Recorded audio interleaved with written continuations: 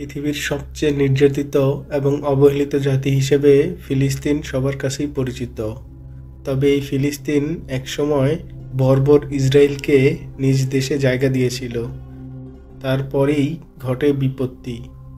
এই দখলদার ইসরায়েল ধীরে ধীরে ফিলিস্তিনের পুরো দেশটিকে গিলে খাওয়ার প্ল্যান করছে, যার ফলশ্রুতিতে 2022 থেকে 2025 সালের ফেব্রুয়ারি পর্যন্ত টানা 3 বছর ফিলিস্তিনের উপর বর্বর হামলা চালায়। ইসরায়েলের এমন বর্বর হামলার পর আজ পুরো দেশ যুদ্ধবিধ্বস্ত হয়ে ক্ষতবিক্ষত হয়ে পড়েছে। এরই মধ্যে ফিলিস্তিনের মানুষের কাছে এসে হাজির হয়েছে রমজান। এই ধ্বংসস্তূপের মধ্যেই তারা রমজানের সেহরি থেকে শুরু করে ইফতার সবকিছু আনন্দের সাথেই করছে। তাদের মনোবল ভাঙার মতো শক্তি পৃথিবীতে কারো নেই।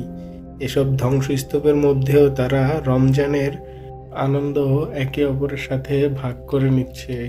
সেহরি থেকে শুরু করে ইফতার ছোট বড় সবাই মিলে একসাথে শেয়ার করে রমজানের আনন্দকে সবার মাঝে ছড়িয়ে দিচ্ছে।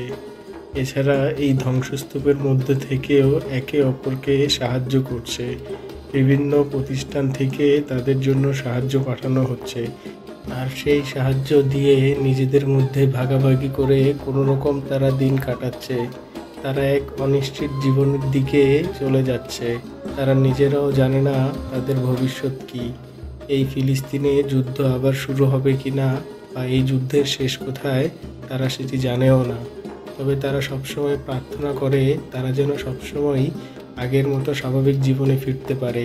রমজান মাস তাদের কাছে সেই একটি আশার আলো নিয়েই এসেছে।